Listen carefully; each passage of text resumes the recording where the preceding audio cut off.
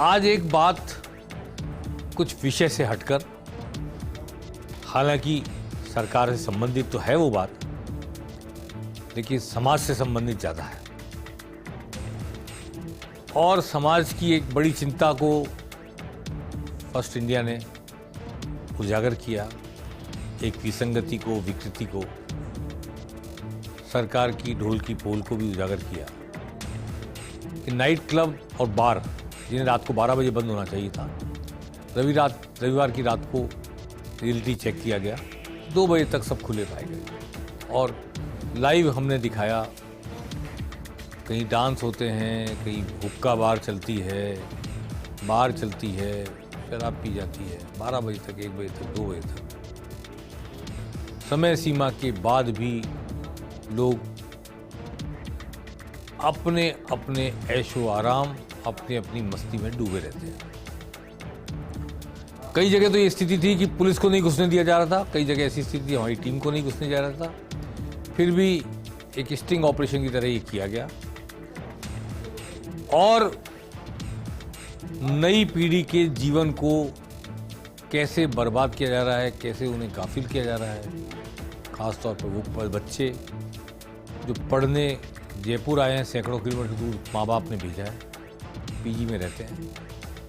वो बच्चे जो कोटा में रहते हैं, जिनके सुसाइड करने की खबरें आए दिन आती रहती हैं। कौन से विषाद, कौन से अवसाद, कौन से डाइवर्जन लाइफ के उन्हें किस ओर ले जा रहे हैं, मीलों दूर बैठे माँ बाप को पता भी नहीं उनका बेटा, उनका बेटी क्या गुल खिला रहे हैं। और यहाँ जिन लोगों का धंधा है बार चलाने का, जिन लोगों का धंधा है नाइट क्लब चलाने का, उन्हें धंधे से मतलब है।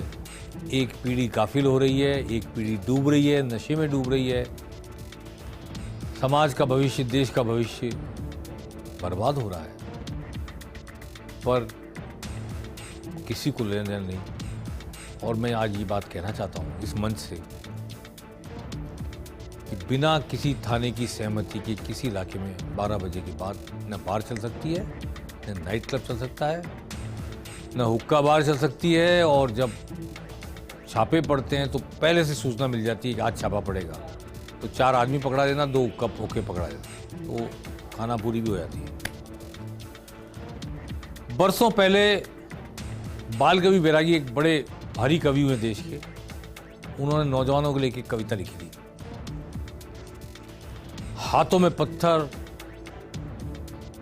होठों पे नारे, सड़कों पे निकल आए ये जलते अंगारे, कोई इन अंगारों से प्यार तो करे, हाय राम कोई इन अंगारों से दुलार तो करे।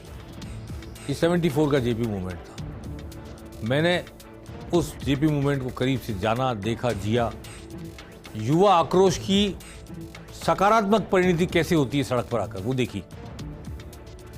पर हर यूथ जनरेशन, हर नए परिवेश में देश काल परिस्थिति के हिसाब से जनरेशन्स अपना अपना जीवन मूल्य तय करती है, राहें तय करती है, जीवन की स्टाइल तय करती है, भविष्य तय करती है। समाज की बुजुर्ग पीढ़ी का, समाज की को संचालित करने वाली पीढ़ी का दायित्व है कि वो ऐसा एनवायरनमेंट दे कि नौजवान पीढ़ी अपने भविष्य की दिशा में जाना चाहती है, जा सके। उसकी आक्रोश की, उसकी शक्ति की, उसकी ओज की, उसकी तेजस्विता की सकारात्मक परिणति समाज में कैसे आ सकती है सामने, इस पर गौर करें। जब बच्चों को माँ बाप भेजते हैं पढ़ने, जयपुर भेजते हैं, कोटा भेजते हैं, कहीं भेजते हैं, तो इन बच्चों का गार्जियन कौन? इन बच्चों का गार्जियन पीजी में रहते हैं, तो पीजी के मालिक भी तब तक ही हैं जब तक वो कमरे में हैं। कमरे के बाहर सड़क पर आ गए, क्या कर रहे हैं, कैसे कर रहे हैं, क्यों कर रहे हैं, क्या नहीं करना चाहिए जो कर रहे हैं। इसमें सरकार की भूमिका है, एक गार्जियन की, एक संरक्षक की। सरकार उन सारी चीज़ों को प्रतिबंधित करे, उन सारी चीज़ों को नियंत्रित करे, नियमित करे, जिनकी वजह से नई पीढ़ी गाफिल होती है, नई पीढ़ी पढ़ाई का अपना लक्ष्य, जीवन का लक्ष्य, भविष्य को संवारने का अपना सपना भूलती चली जाती है और माँ बाप की गाड़ी कमाई के पैसे डूब जाते हैं। अवसाद में आकर फिर बच्चे आत्महत्या करते हैं। जब फर्स्ट इंडिया ने अपना ये सामाजिक दायित्व निभाया उजागर किया कि कैसे रात को 2-2 बजे तक नाइट क्लब चल रहे हैं, बार चल रहे हैं, हुक्का बार चल रहे हैं। तो मुख्यमंत्री अशोक गहलोत ने तत्काल इस पर ध्यान केंद्रित किया। एक उच्च स्तरीय बैठक बुलाई। चीफ सेक्रेटरी वहाँ मौजूद थी उषा शर्मा, गृह राज्य मंत्री नारायण यादव वहाँ मौजूद थे, गृह सचिव मौजूद थे, डीजी क्राइम वहाँ मौजूद थे, ADG crime, ADG law and order मौजूद थे, जयपुर के पुलिस कमिश्नर मौजूद थे। और बहुत सख्ती से उन्होंने कहा कि ये जो मैं देख रहा हूँ टीवी चैनल पर, ये क्या हो रहा है। 12 बजे बार बंद होनी है, मतलब 12 बजे बार बंद होनी ही है। 12 बजे नाइट क्लब बंद होना है तो नाइट क्लब बंद होना ही है। और इसे सख्ती से पालन करने के लिए उन्होंने जो निर्देश दिए, उसका 2 दिन में असर देखने को मिल रहा है। मुख्यमंत्री 4 दिन बाद फिर एक बैठक लेंगे, फिर इसकी जानकारी लेंगे कि जो कुछ दिखाया गया टीवी चैनल पर, अब उसमें क्या हालात बदले हैं, क्या परिवर्तन आया है। बच्चों के गार्जियन की भूमिका सरकार की है, मुख्यमंत्री की है। मैं कोई पॉलिटिकल लाभ के लिए नहीं बोल रहा उनके, लेकिन कह रहा हूं कि उन्होंने इसका कॉग्निजेंस लिया, एक्शन लिया, सख्त हुए, नई पीढ़ी के भविष्य की तरफ उन्होंने देखा।